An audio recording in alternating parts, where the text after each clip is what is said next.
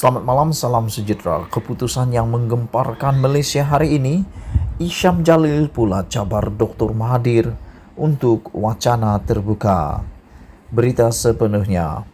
Selepas debat perdana antara bekas Perdana Menteri Datuk Seri Najib Razak dan Presiden PKR Datuk Seri Anwar Ibrahim berakhir pada Khamis lepas, satu lagi cabaran wacana terbuka dibuat oleh Ketua Penerangan BN Selangor, Isham Jalil. Isham mencabar bekas Perdana Menteri Tun Dr. Mahathir Mohamad untuk berdebat dengannya secara terbuka. Kepada Yang Berhormat Tun Mahathir, dengan segala hormat, saya ingin menjemput Tun untuk berwacana dengan saya pada bila-bila masa yang Tun berkelapangan. Bukan untuk berdebat atau berpolitik, tetapi untuk berwacana secara terbuka, untuk bincang berkenaan dasar-dasar dan hala tuju negara secara ilmiah dan berhemah.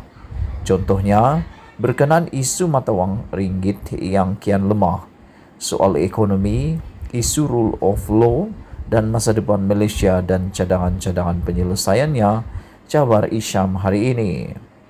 Jelas Isham, cabaran itu diketengah olehnya yang mewakili golongan muda di negara ini bagi mendapatkan penerangan secara jelas daripada terus berbeza pendapat di media sosial. Oleh itu, daripada Tun dan saya asik komen dan berbeza pandangan di Facebook sahaja, mungkin elok kita bersemuka dan bertukar pandangan secara terbuka. Wacana ini mungkin akan dapat mencambahkan pemikiran dan membantu kita dan rakyat melihat pandangan-pandangan dan penyelesaian dari perspektif generasi Tun dan juga generasi saya untuk berkepentingan masa depan Malaysia. Jika Tun sudi, kami adalah berbesar hati, katanya lagi. Pada Khamis lalu, satu sejarah tercipta apabila satu debat perdana berjaya dianjurkan 4 entiti media iaitu Malaysia Gazette, SOWani, Sinar Harian dan Sinshu Daily yang menampilkan Najib dan Anwar sebagai ahli panel. Debat perdana yang membincangkan isu berkaitan Sapura Energy Berhad dan isu masa depan negara itu berjalan lancar tanpa sebarang provokasi daripada kedua-dua penyokong.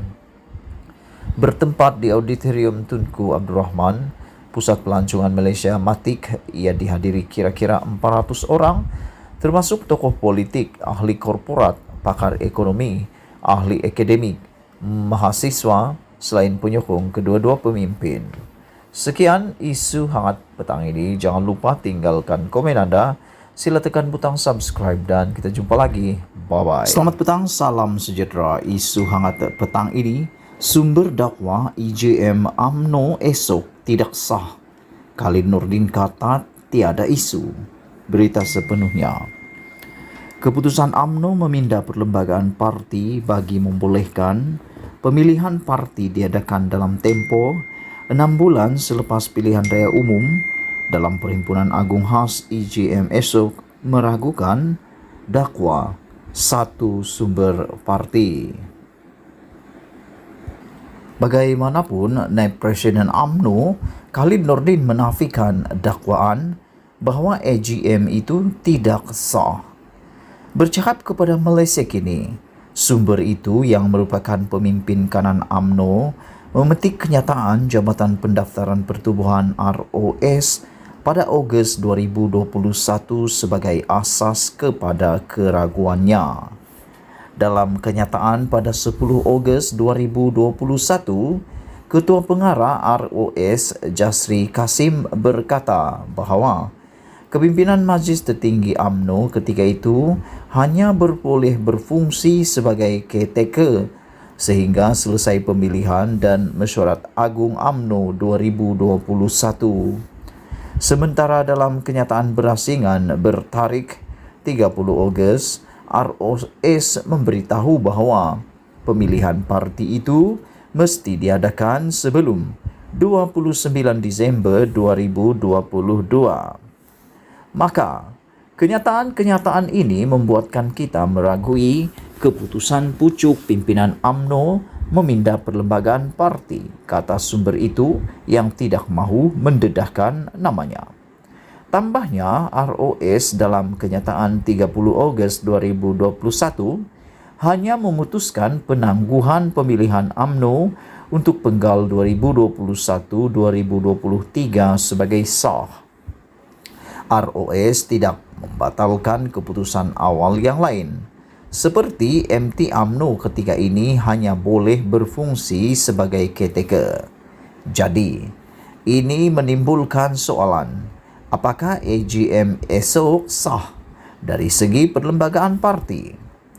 MT tidak ada kuasa untuk membuat sebarang keputusan dasar dan keputusan ROS pemilihan parti itu mesti diadakan sebelum 29 Disember 2022. Masih kekal kata sumber itu lagi.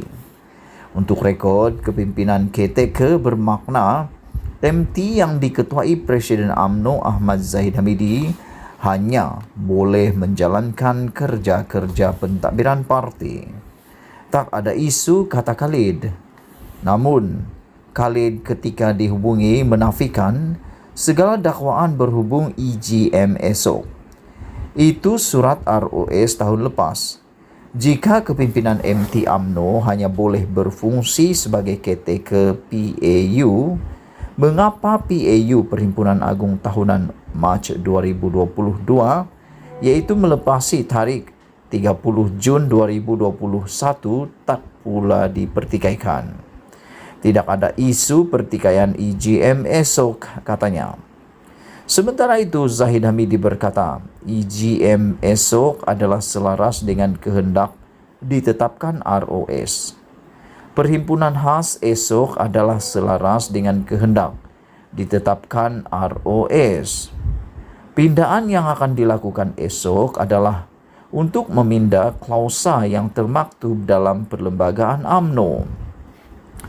Klausa 10.16 perlembagaan UMNO yang ada mengatakan parti itu dibenarkan untuk memanjangkan tempoh khidmat pemegang jawatan 18 bulan selepas tamat tempoh atau selepas masa 6 bulan PRU, tulis Zahid dalam Facebook. Usul pindaan agar pemilihan UMNO diadakan selepas PRU akan dibuat di hadapan 2,666 perwakilan yang dijangka hadir esok. Untuk rekod, pada 2009, UMNO melakukan 7 pindaan terhadap lembagaan parti itu pada EGM yang diadakan bulan Oktober. Sekian isu hangat petang ini. Jangan lupa tinggalkan komen anda. Setiap daripada komen anda amatlah dihargai. Sila juga tekan butang subscribe untuk mendapatkan isu-isu terkini daripada channel ini. Malaysia kita punya, kita jaga sama-sama. Cintai Malaysiaku. Kita jumpa lagi. Bye-bye.